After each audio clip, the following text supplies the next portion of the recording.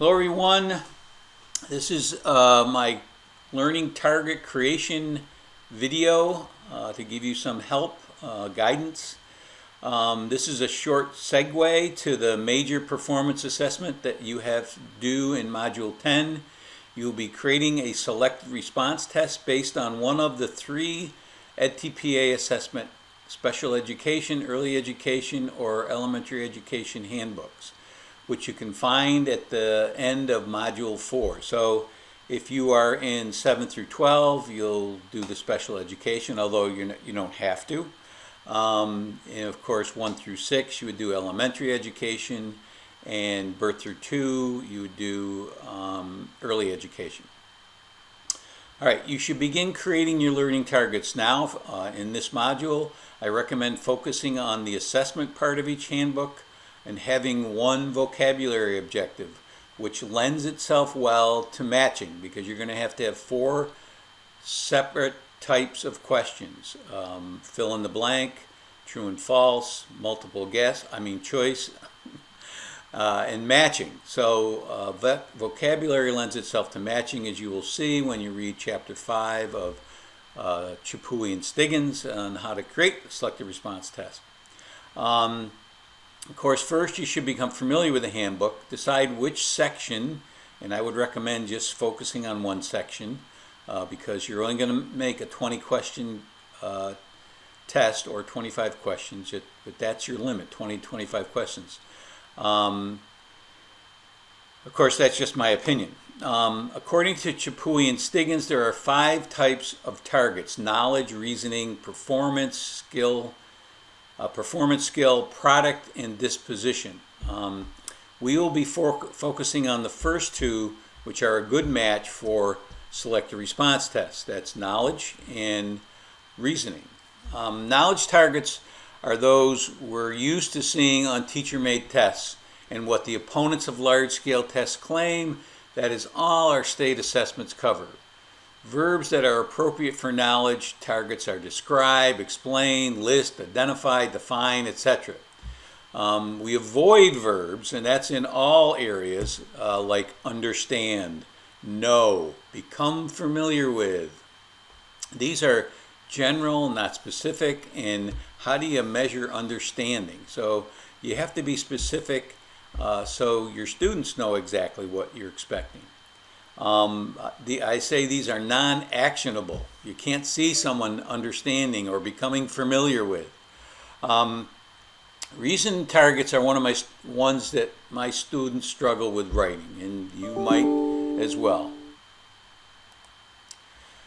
They specify thought processes students are to learn to apply effectively within a range of subjects: infer, compare and contrast, evaluate, etc. You need to write targets that are specific, measurable, and in student-friendly language. You need to refer to the list of action verbs that I provided in the instructions. You'll see they will be at the bottom here. This link here is not working right now, but I will have it working by the time everyone is ready to do this. All right, I want to talk about the reasoning targets in the exemplar. The student wants students to master evaluating teaching scenarios, which I believe is a good target. If you do not use if you don't use the rubric language in your question. Some students say, and they list the rubric, what it says exactly.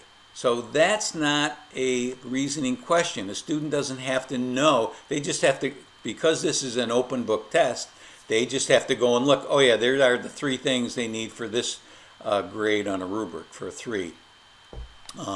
So you need to create a scenario so the person can use the rubric to evaluate it. So I'm going to show you this person here, his or her last target is evaluate teaching scenarios for task 1 and 2 by accurately assigning scores using the rubrics. Okay, so how will you know that the person has mastered this? There are 10 rubrics in task 1 and 2. There is no way you're going to be able to make a valid inference about their understanding with 4 questions. Makes sense, right? 4 questions. Which of the four rubrics are you going to make questions for? So even if you say evaluate scenarios for task 1 and you had 5 questions, that still would be a stretch. So if a student gets one wrong for rubric number 1 in task 1, how do you know? Maybe they just something messed up. Plus, the difference between a 2 and a 3 is very tough to discern sometimes. So I would focus on 1 or 2 rubrics in a task. That way you can ask 4 or 6 questions, 2 or 3 for each one, and have a good idea. Yeah, I think they got a good handle on that. But when this person here says task 1 and 2, no way. So I would go in and say, I'm going to be part of this discussion board. So I will go in and say, no way. You're not going to be able to make a valid inference about what a person knows with 4 questions. So that's my warning to you about making it much too broad. I want to talk a little bit about the blueprint because many of you are probably not familiar with how to make a blueprint, but it allows you to create a visual of your test design and to see if you are using more than one question type for each target. If you only use one type per target, say you, with the exception of matching, that's vocabulary, that's fine. But say, especially when you have true, false, and fill in the blank, said you won't know if the student is struggling with the learning target content or if they just have trouble with fill in the blank questions. If you only assign one section or one target for one question type. So you can see that this person has mixed it up a little with the exception of multiple choice. The reasoning targets are really amenable to using multiple choice questions. You give a scenario and then you ask questions, and you can have a different set of questions for the same scenario. Say you wanted to make a scenario of a class. A teacher did this, this, this, this, and this, and this, and this. Enough of it to be covered by more than one rubric. So you could say, what would she score on rubric 4 of assessment? What would she score on rubric 5, which is rubric 5, which might be given, I'm not sure off the top of my head, might be giving feedback. So you can ask more than one set of multiple choice questions for a scenario. So keep that in mind. You don't have to have a different scenario for each question. You'll see that I believe I have in my module 4, I have a quiz where I have sample EAS questions, and they do just that. They give you a whole bunch of data, and then they ask you to make inferences about that data. So you can see that the person has target 2 and target 3, true false, target 1 and target 3, matching, target 1 and targets 2, 3 have fill-in. So that's a good blueprint. And you can also, I want to bring your attention to the weighting here. In my opinion, and this person obviously agreed with me, that your reasoning questions should have the most weight.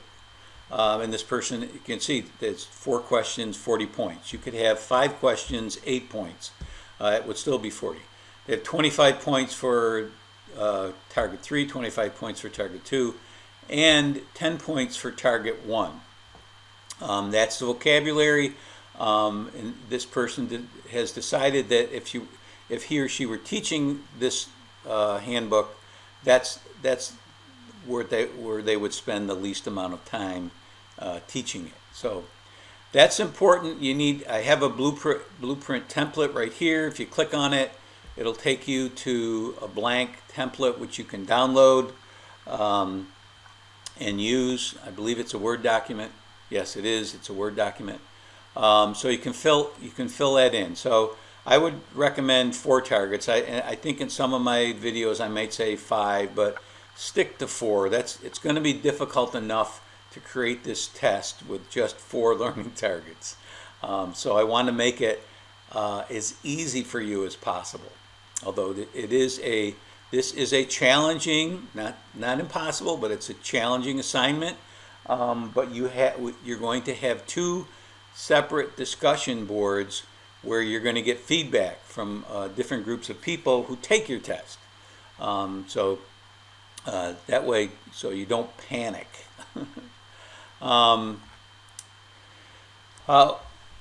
So there are plenty of resources and exemplars on in the module.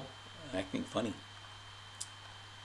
Okay, here I have verbs for your learning targets. So if I don't get that link working in the discussion board instructions, just click on this verbs for learning targets page here, and list of verbs is right here. These are excellent. So, and they even tell you analysis, behavior, ELA, arts and crafts. So of course, they're interchangeable too. So lots of options there for verb usage. So avoid, understand, be familiar with, know, things like that. Of course, I will chastise you if you use those. So that's an important resource that's available to you. You also have your handbooks are here, so you will be creating, and I will explain the assignment more in my assignment video. So lastly, not lastly, but there's an article by Wiggins on effective feedback. Please look at that.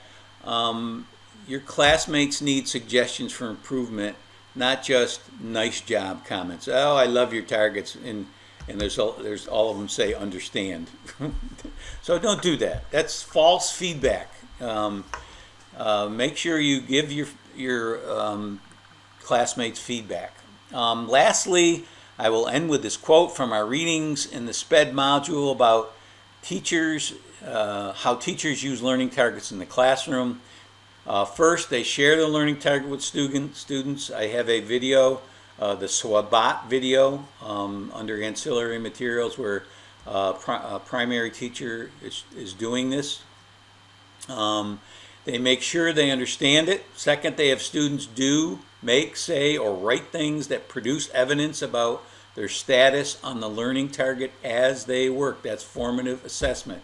And third, they share success criteria with students, things to look for in the work that become the yardstick by which they will assess their own evidence to decide where they are and what they need to do, study, understand next.